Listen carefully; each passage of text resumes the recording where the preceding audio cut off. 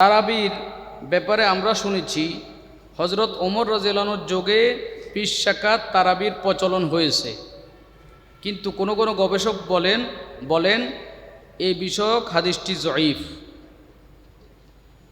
কথাটা বুঝে আসছে কিনা? এখানে একটু 15 মিনিট সময় নেব আমরা, এই কয়েকটা প্রশ্ন বলে এরপর আমরা মোনাজাতে চলে যাব। 15 মিনিট একটু ধৈর্যের সাথে সবাই শুনতে থাকে, প্রশ্নটা ভালো করে বুঝতে হবে। আমরা শুনেছি যে ওমর রাদিয়াল্লাহু আনহুর যুগে 20 রাকাত তারাবির প্রচলন হয়েছে। এখন কোনো কোনো গবেষককে আমরা শুনতে পাই যে তারা বলে 20 রাকাত তারাবির প্রচলন ওমরের যুগে যে হয়েছে এর দলিলটা জয়ীফ, এর হাদিসটা জয়ীফ। যদি জয়ীফ হয় তাহলে আমরা 20 রাকাত তারাবি কেন পড়ব? তাহলে তারাবি কমিয়ে দিতে হবে, 8 রাকাত পড়তে হবে। এ হলো প্রশ্ন। এই প্রশ্নের জবাব আমি বলবো যে ওমর রাদিয়াল্লাহু আনহুর যুগে 20 রাকাত তারাবির শুরুর ব্যাপারটা তাওয়াতুরে মানবী দ্বারা প্রমাণিত, এই পরিমাণ শক্তিশালী দলিল দ্বারা প্রমাণিত যা সন্দেহ করার কোনো অবকাশ থাকে না। এই মর্মে একটি বর্ণনা এসেছে সাইব ইবনে ইয়াজিদ থেকে। তিনি বলেন, কুন্না নাকুমু ফি জামানি উমর বি20 রাকা ওয়াল বিত্র, আমরা ওমর রাদিয়াল্লাহু আনহুর যুগে 20 রাকাত তারাবি এবং সাথে 3 রাকাত বিতির আদায় করতাম জামাতে। এই হাদিসটাকে সর্বপ্রথম জয়ীফ বলেছে নাসিরউদ্দিন আলবানী আরব দেশে, আর আব্দুর রহমান মুবারকপুরী। এই দুই গবেষকের ভুল থেকে এমন একটা পরিস্থিতি এই ভারতবর্ষে শুরু হয়েছে, বর্তমানে আরব দেশে এই ফিতনা থামছে না, চলছেই। দায়ী হলো এই দুইজন গবেষক। ওনাদের ভালো ভালো খেদমত আছে, কিন্তু এমন এমন ভুল আছে, সিদ্ধান্তগত ভুল, গবেষণাগত ভুল, যেই ভুলের খেসারতি কিভাবে যে কে দিবে আল্লাহ জানে। এই ফিতনা তো আর থামছে না, চলছে তো চলছেই। ওমর রাদিয়াল্লাহু আনহুর যুগে 20 রাকাত তারাবির প্রচলন এটি সন্দেহ ছাড়া দলিল দ্বারা প্রমাণিত, অথচ আব্দুর রহমান মুবারকপুরী রাহিমাহুল্লাহ তিনি এবং নাসিরউদ্দিন আলবানী এই দুইজন দুই কিতাবের মধ্যে এই বিষয়ে বিভ্রান্তিকর তথ্য পরিবেশন করে উম্মার মধ্যে একটা বিভক্ত সৃষ্টি করেছেন। আলহামদুলিল্লাহ, যখন যেখানে হকের প্রয়োজন হয় সেখানে আলে হক আল্লাহ সৃষ্টি করে দেয়।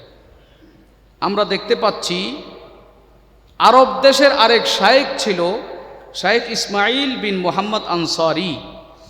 তিনি একটি কিতাব লিখেছেন তাসহিহু সলাতি তারাবি 20 রাকাতান ওয়ার রদ্দু আলাল আলবানী ফি তাযঈফিহি। এই কিতাবে আলবানী সাহেব 20 রাকাত তারাবির খণ্ডনে যত ভুল তথ্য দিছেন, গবেষণাগত যত ভুল করছেন, সব ভুলগুলো চিহ্নিত করছেন, প্রমাণ করছেন যে আলবানী সাহেবের বুঝার ভুল, গবেষণার ভুল, যে কারণে তিনি বলেছেন ওমরের যুগে 20 রাকাত তারাবি শুরু হওয়ার ব্যাপারটা দুর্বল। এটা ওনার গবেষণাগত ভুল। আসলে ওমরের যুগে 20 রাকাত তারাবি হওয়াটা, 20 রাকাত তারাবি শুরু হওয়াটা দুর্বল নয়, ওটাই বিশুদ্ধ। ওটাই কি বিশুদ্ধ। এবং কাশ্মীরি রাহিমাহুল্লাহ ছাত্র হাবিবুর রহমান আজমি রাহিমাহুল্লাহ তিনি একটা কিতাব লিখেছেন রাকাতে তারাবিহ নামে। সেই কিতাবের মধ্যে তিনি আব্দুর রহমান মুবারকপুরী সাহেবের ভুলগুলোকে চিহ্নিত করেছেন। দুই গবেষকের ভুল দুই শায়েখ চিহ্নিত করে প্রমাণ করে দিয়েছেন যে সাইব ইবনে ইয়াজিদ থেকে বর্ণিত হাদিসটি সহিহ, শক্তিশালী সনদে বর্ণিত। ওমর রাদিয়াল্লাহু আনহুর যুগ থেকে 20 রাকাতের যে সুন্নাহ সেটা একেবারে সন্দেহ ছাড়া দলিলে প্রমাণিত। এই কারণে আমরা দেখতে পাই সালাফিরা যাকে ইমাম মনে করে, ইবনে তাইমিয়া রাহিমাহুল্লাহ তিনি বলেছেন যে সাবাতা মিন সুন্নাতিল খোলাফায়ে রাশিদিন ওয়া আমালিল মুসলিমিন, খোলাফায়ে রাশেদার সুন্নাত এবং মুসলমানদের আমল দ্বারা 20 রাকাত তারাবি প্রমাণিত। তাহলে এই ব্যাপারে সন্দেহের কোনো অবকাশ নেই। যে সমস্ত গবেষক আমাদের দেশে তারা বিভ্রান্তিকর বক্তব্য দেয় তাদেরকে আপনারা বলবেন যে শায়েখ মোহাম্মদ ইসমাইল বিন মোহাম্মদ আনসারী এবং হাবিবুর রহমান আজমি রাহিমাহুল্লাহ এই দুইজনের কিতাবটা পড়তে, যদি পড়ার যোগ্যতা থাকে।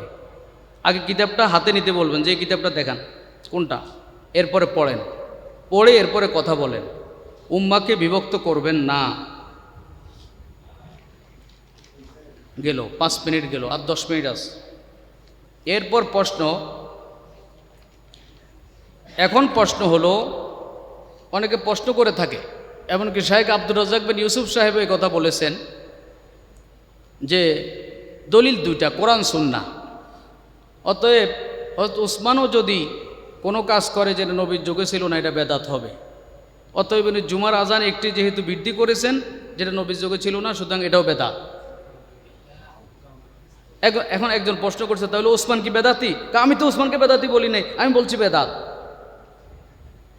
তো এই জাতীয় গবেষণা আমাদের দেশে খুব হয়, এই জন্য আমরা সচেতন থাকতে হবে, আমাদের ঈমান আমল যেন চিন্তা না হয়। তো এর আছে কিনা ইনশাআল্লাহ? প্রশ্ন করে কেউ কেউ যে ওমর রাদিয়াল্লাহু আনহুর যুগে যদি তারাবি শুরু হয়ে থাকে তাহলে দলিল তো দুইটা, কোরআন সুন্নাহ। কোরআন ওলামায়ে কেরাম বয়ান করে না, তারাকতু ফিকুম আমরাইন, আমি তোমাদের কাছে দুইটা জিনিস রেখে গেলাম, আল্লাহর কিতাব আর সুন্নাত। তাহলে দলিল দুইটা কোরআন সুন্নাত, তাহলে ওমরের যুগে আমল শুরু হইলো, সেটা মানবো কেন? এই প্রশ্নের জবাব ভালো করে ইয়াদ রাখবেন, কেউ যেন ইমান চিন্তায় না করে। এখন তো ইমান চিন্তা শুরু হয়ে গেছে। এই যে উমরায় থাকি, নামাজ পড়ি 10 রাকাত, আর 10 রাকাত কোথায় পড়বো? হোটেলে জায়গা নাই, মসজিদে পরিবেশ নাই, ঢুকতে দেয় না, নামাজ শেষ হলে আর ঢুকতে দেয় না, সব বের করে দেয়। তো হয়েই গেছে, 10 রাকাত তো নিয়েই গেছে তারা, উম্মত তো বিভক্ত শুরুই হয়ে গেছে। তার কবে কিভাবে আমাদের ইমান থাকবে, আমল থাকবে? চলেই তো গেল সব, 10 রাকাত তো চলে গেছে। উমরা করে হজের সওয়াব পাইছি, প্রতিদিন 10 রাকাত কমে গেছে নামাজ। আপনি পড়তে হলে নিজের প্রচেষ্টা পড়তে হবে, বেশিরভাগের কমে যায়। মুফতি দেলোয়ার সাহেব হাফিজাহুল্লাহ মিরপুর মসজিদুল আকবরের, ওনাকে দেখেছি উনি বাসায় বাকি 10 রাকাত জামাতে পড়ে। তো ওমরের কথাকে দলিল মানবো কেন? দলিল তো কোরআন সুন্নাহ। এই প্রশ্নের জবাব ইয়াদ রাখবেন, তাহলে আর ধোঁকা খাবেন না। দলিল এর জবাবটা 3টা হাদিসের কিতাবে আসছে, আবু দাউদ, তিরমিজি, সহিহ ইবনে হিব্বান। চমৎকার হাদিস। নবীজি বলেন, ইন্নাহু মাইয়াইশ মিনকুম বাদি ফাসায়ারা ইখতিলাফান কাসীরা, আমার পরে যারা জিন্দা থাকবে, জীবিত থাকবে, তারা খুব ইখতিলাফ দেখবে, মতবিরোধ দেখবে। ফাআলাইকুম বিসুন্নতি ওয়া সুন্নাতিল খুলাফাইর রাশিদিন আল মাহদিয়িন, তখন তোমাদের উচিত হবে আমার সুন্নাহ এবং খোলাফায়ে রাশিদার সুন্নাহকে আঁকড়ে ধরা। তামাসসাকু বিহা ওয়া আযু আলাইহা বিন নওয়াজিস। এই যে হাদিসটা, আমার সুন্নাহ এবং খোলাফায়ে রাশিদার সুন্নাহ, নবীজির এই উক্তির মাধ্যমে হযরত ওমরের আমল দলিল হয়ে যায়। কারণ খোলাফায়ে রাশিদা হলো 4 জন, আবু বকর, ওমর, ওসমান, আলী রাদিয়াল্লাহু আনহুম। এই 4 জনের যোগকে বলে খেলাফতে রাশেদা, আল খেলাফত বাদি সালাসুনা সানা। সুতরাং এই প্রসিদ্ধ এই সহিহ হাদিসের মাধ্যমে হযরত ওমর, আবু বকর, ওসমান, আলী এই 4 জনের আমলে ওনারা যা যা কিছু কি করেছেন, শুরু করেছেন, প্রচলন করেছেন, সেগুলো বেদাত হবে না, সেগুলো সুন্নার অংশ হবে, সুন্নার অংশ হয়ে সেগুলো দলিল হবে। অতএব 20 রাকাতের তারাবি এটাও শরীয়তের অংশ, এটাও মানতে হবে। 8 রাকাতের বেশি পড়া যাবে না, সেই কথাটাই বরং বেদাত, 20 রাকাত পড়াটাই বরং সুন্নাহ। বলেন আমিন। আল্লাহ আমাদেরকে কবুল করেন, সকলে বলেন আমিন। এখন সর্বশেষ একটা প্রশ্ন, সেই প্রশ্নটা হলো, এটা মিডিয়াতে বেশি আলোচিত প্রশ্নটা, এবং আহলে হাদিস ঘরানার শায়েখরা এই এক শ্রেণী আছে খুব বলে কি, যে 20 রাকাতের হাদিস জাল। এবং নাসিরউদ্দিন আলবানী মারহুম, তিনিও এই দাবি করেছেন 20 রাকাতের হাদিস জাল। 20 রাকাতের হাদিসটা কোথায় আসছে? ইমাম বুখারীর ওস্তাদ আবু বকর ইবনে আবি শায়বা তার কিতাবের মধ্যে এসেছে। সেটা কি? সেই হাদিসটা হলো, ইমাম বুখারীর ওস্তাদ ইবনে আবি শায়বা বলেন, হাদ্দাসানা ইয়াজিদ ইবনে হারুন, আমাকে আমার ওস্তাদ ইয়াজিদ ইবনে হারুন বলেছেন। ক্বালা আখবারানা ইব্রাহিম ইবনে উসমান, আমাকে আমার ওস্তাদ ইব্রাহিম ইবনে উসমান বলেছেন। তিনি বলেন আনিল হাকাম, আমাকে আমার ওস্তাদ হাকাম বলেছেন। তিনি বলেন আন মিকসামিন, আমাকে আমার ওস্তাদ মিকসাম বলেছেন। আন ইবনে আব্বাস সূত্রে যে রাসূল সাল্লাল্লাহু আলাইহি সাল্লাম কানা ইউসাল্লি ফি রমাযান 20 রাকাতান ওয়াল বিতরা, রাসূল সাল্লাল্লাহু আলাইহি সাল্লাম রমাজানে 20 রাকাত তারাবি এবং বিতরের নামাজ আদায় করেছেন। এই হাদিসটার ব্যাপারে এক শ্রেণীর গবেষকদের দাবি হলো এই হাদিসটা জাল, এবং দেখবেন লিফলেট তারা বিতরণ করে, প্রচার করে। এই জন্য এই হাদিস নিয়ে আমাদের কিছু তথ্য জানা থাকা দরকার। স্পষ্ট কথা হলো, ইমাম বুখারীর উস্তাদ ইবনে আবি শাইবা বর্ণিত এই হাদিসটি জালও নয়, জয়ীফও নয়। এটা গ্রহণযোগ্য হাদিস। কেমন গ্রহণযোগ্য হাদিস? আয-যঈফুল মুতালাক্কা বিল কবুল। এটা তাওয়াতুরের চেয়েও বড় শক্তিশালী হাদিস। বলেন সুবহানাল্লাহ। সব কথা বুঝবেন না, কিন্তু মিডিয়ার মাধ্যমে সবাই জেনে যাবে। তারপরেও যদি ঈমান একটু ঠিক করে, তারা তওবা করে। এই হাদিসটা জালও নয়, জয়ীফও নয়, মাউজুও নয়, জয়ীফও নয়। তাদের কোনো কোনো গবেষক দাবি করেছে আহলে হাদিসদের যে এটা মওজু না হলে অবশ্যই জয়ীফ। এটা তো জয়ীফ। জয়ীফ মানে কি? তারা মনে করে জয়ীফ মানে দুর্বল। যে কারণে যে কোনো হাদিসের মধ্যে লেখা থাকবে জয়ীফুন, তো এর বাংলা করে দেয় দুর্বল। আরবি আর বাংলা এক নয়। জয়ীফ এটা একটা পরিভাষা। জয়ীফ দুই প্রকার, জয়ীফ খফিফ, জয়ীফ শাদীদ। সব জয়ীফের হুকুম এক নয়। যে কোনো হাদিসের মধ্যে জয়ীফ লেখা থাকলেই তার তর্জমা অনুবাদ দুর্বল হয় না। এটা আরবি ভাষা, এটা পরিভাষা, এটা মুহাদ্দিসিনদের পরিভাষা। আপনি 1300 বছর পরে, 1400 বছর পরে আপনি জারকাশি, ইবনে হাজার, আপনি ইবনুস সালাহ, তাদেরকে ডিঙ্গিয়ে আপনি হাদিসের হুকুম বয়ান করবেন? কেমন মুহাদ্দিস হলেন আপনি? আপনার পূর্বের সলফকে বাদ দিচ্ছেন, সরফের গবেষণাকে পাশ কাটিয়ে আপনি জয়ীফের ব্যাখ্যা করবেন দুর্বল। এর কোনো সুযোগ ইসলামে নাই। ইসলামের প্রত্যেকটা কথার দলিল আছে, দলিলবিহীন কোনো কথা ইসলামে নাই। অতএব এই হাদিসটা, এটাকে যেই সব কিতাবে জয়ীফুন লেখা হয়েছে পূর্বেকার, এই জয়ীফ মানে জয়ীফ শাদীদ নয়, জয়ীফ মানে দুর্বল নয়। কিছু জয়ীফ আছে এমন যে জয়ীফটা এটা একটা বিশেষ কারণে সেগুলোকে জয়ীফ বলা হয়। এটা মুহাদ্দিসিনদের ইহতিয়াত, সতর্কতা। এটা দুর্বল নয়, বরং মুহাদ্দিসিনদের পরিভাষায় কিছু বিষয় এমন আছে যেগুলো আমলের মাধ্যমে একে অপরকে প্রচার করে, সেখানে সনদের তারা তেমন গুরুত্ব দেয় না। যে এটাকে আরবিতে বলে তাওয়াতুরুল আমাল। এটা বুঝতে হবে, তাওয়াতুরুল আমাল। যে কিছু বিষয় আছে যুগে যুগে বর্ণনার চেয়ে আমলের মাধ্যমে তারা আমলকে জীবন্ত রাখে, হাদিসকে জীবন্ত রাখে। তারাবির 20 রাকাতের হাদিসটা বর্ণনার চাইতে বেশি অধিকতর আমলের মাধ্যমে যুগে যুগে এটা বর্ণিত হয়ে আসছে। আমলের মাধ্যমে, আমলিভাবে যুগে যুগে অসংখ্য অগণিত লোকের বর্ণনার কারণে এটা তাওয়াতুরে মানবী হয়ে এটা হয়ে গেছে আল হাদিস আয-যঈফ আল মুতালাক্কা বিল কবুল ইনদাল উম্মাহ বিতাওয়াতুরিল মুসলিমিন ফি কুল্লি জামান। সুতরাং এটা হলো আয-যঈফুল মুতালাক্কা বিল কবুল। আয-যঈফুল মুতালাক্কা বিল কবুল এটা জয়ীফ হাদিস নয়, দুর্বল নয়, কথাটা আমার নয়। জারকাশি মুহাদ্দিসদের ইমাম, ইবনে হাজার মুহাদ্দিসদের ইমাম জারকাশি বলেছেন ইন্নাল হাদিস আয-যঈফ ইজা তালাক্কাতুল উম্মাতু বিল কবুলি উমিলা বিহি আলা সহিহি হাত্তা ইউনাজ্জালা মানজিলাতাল মুতাওয়াতির।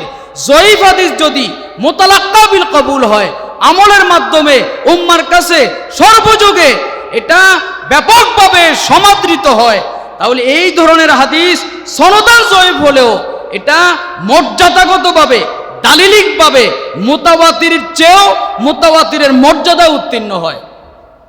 এটা সেই পর্যায়ের হাদিস। কিন্তু আমাদের দেশের আহলে হাদিস গবেষকদের একটা দল, তারা মানুষকে ধোঁকা দেয় আর বলে যে এটা তো জাল, এটা তো জয়ীফ। বলবেন জয়ীফ কোন জয়ীফ? জয়ীফ মানে কি? জয়ীফ অর্থ কি? এটাকে আপনি সিদ্ধান্ত দিবেন না মুহাদ্দিসরা সিদ্ধান্ত দিবে? কারা সিদ্ধান্ত দিবে? আমি সিদ্ধান্ত দিব? কারা সিদ্ধান্ত দিবে? ইমাম সাহেবরা দিবে? ওলামারা দিবে? কারা সিদ্ধান্ত দিবে? মুহাদ্দিসিনে কেরাম সিদ্ধান্ত দিবে। মুহাদ্দিসরা সব জয়ীফকে এক বলে না। এবং আহলে হাদিসদের আরেকটা সমস্যা, তারাবির বিষয়ে তারা যে বইগুলো লিখেছে তারাবির রাকাত নিয়ে বিভ্রান্ত ছড়াচ্ছে। তারা যেই দলিলগুলোকে মুরসাল পায়, তারা বলে মুরসাল তো জয়ীফ। মুরসাল জয়ীফ এটা তুমি বললে হবে নাকি? দু চারটা চটি বয়ে আর কোনো কিতাবের ভূমিকায় মুকাদ্দামত শাইখে কিংবা কোনো কোথাও পেয়েছে মুরসাল জয়ীফ, অথচ যেই হাদিসগুলো মুরসালে উত্তীর্ণ হয় সেগুলো সব জয়ীফ নয়। শামসুদ্দিন জাহাবি ইবনে হাজার আসকালানের উস্তাদ পর্যায়ের মুরব্বী, যখন উস্তাদ পর্যায়ের মুরব্বী তিনি যখন ইবনে হাজার আসকালানি হজ করতে গেছেন, জমজম খাওয়ার সময় নিয়ত করছেন, আল্লাহ এই পানির বরকতে আমাকে শামসুদ্দিন জাহাবির ইলম দান করো। সুবহানাল্লাহ বলেন, ইলম দান করো। সেই শামসুদ্দিন জাহাবি উলুমুল হাদিসের উপর কিতাব লিখেছেন আল মুকিজা। সেই কিতাবে লিখেছেন যে ওয়ায়াকাউ ফিল মারাসিল আসসিহা ওয়াল আসসহি ওয়াল হাসান ওয়াল যঈফ ওয়াল মাতরু ওয়াল ওয়াহি ওয়াল মুনকার। মুরসাল সবগুলো কি নয়, মারদুদ নয়। মুরসালের মধ্যে সহিও আছে, মুরসালুন কবিয়ুন আছে, মুরসালুন হাসানুন আছে, আবার মুরসালুন যঈফুনও আছে। তারা মনে করছে যেটাই মুরসাল সেটাই দুর্বল। বাস এখন বই লেখে, ওই যে দেখেন না আলী হাসান উসামা সাহেবের সাথে হাফিজাউল্লাহ, ওনার সাথে একজন কি করেছেন, টকশো করেছেন। টকশো করতে গিয়ে আলী হাসান উসামা সাহেব মুরসাল কথাটাকে বুঝাচ্ছেন যে মুরসাল অনেক প্রকার, মুরসাল বিভিন্ন কিছু, কিন্তু উনি ওনারটাই বলছেন, উনি আর এটা শুনছেন না যে মুরসালের অনেক প্রকার। আরে ভাই, উলুমুল হাদিসের এই গভীর বিষয়গুলোকে পড়াশোনা না করে আপনাকে কে বলছে তারাবির রাকাত নিয়ে বিভ্রান্ত ছড়াতে, উম্মার মধ্যে বিভক্ত সৃষ্টি করতে? এই অধিকার কারো নাই। আল্লাহ আমাদের ঈমান আমলকে হেফাজত করুক, সকলে বলেন আমিন। একদিনে কি সব মাসালা জানা সম্ভব? কি নয়, সম্ভব নয়। আমাদের একটা আমল আছে, এই আমলটাও ভালো আমল। সেটা কি? সেটা কি বলেন না? কুলু আর সবু বলেন, তোমরা খাও পান করো, ওলা তুসরিফু, খানা নষ্ট করো না, অপচয় করো না। এই আমলটা আছে কি না? এই আমলটা করতে হবে, তাহলে শরীরে শক্তি আসবে, শেষ সাথে উঠতে পারবো। তৈয়ার আছে কিনা? আমরা সামনে ইনশাআল্লাহ আরও বিভিন্ন বিষয়ে করব। হ্যাঁ, সবসময় যে খানা হবে তা নয়, খানা হয়তো মাঝে মাঝে হবে না। এগুলো আমরা 20 তারিখে আল্লাহ তাআলা যদি কবুল করেন, যদি আল্লাহ তাআলা ঘরে নেন, এর আগে আরও 2-3টা একটু করব, এরকম মাজমা করব। আল্লাহ তাআলা আমাদেরকে তৌফিক দান করুন। বাকি প্রশ্নগুলো উত্তর তখন দেওয়া হবে ইনশাআল্লাহ। যে পরিমাণ প্রশ্ন, এর অর্ধেকটা হয়েছে মাত্র। সর্বশেষ কথা যেটা বলছিলাম, আমরা এখন শেষ হয়ে যাব। একটা দাওয়াত বলেন, একটা কি? সবাই শোনেন, দাওয়াত, রোজাদারদেরকে দাওয়াত, সুসংবাদ কি? ক্বালা আবুল আলিয়া তাবিঈ রাহিম আস-সাইমু ফি ইবাদাতিন মা লাম ইয়াগতাব আহাদান ওয়া ইন কানা নাইমান আলা ফিরাশিহি। রোজাদার যদি গীবত পরিহার করে ঘুমাইলেও তার নামে নেকি লেখা হয়।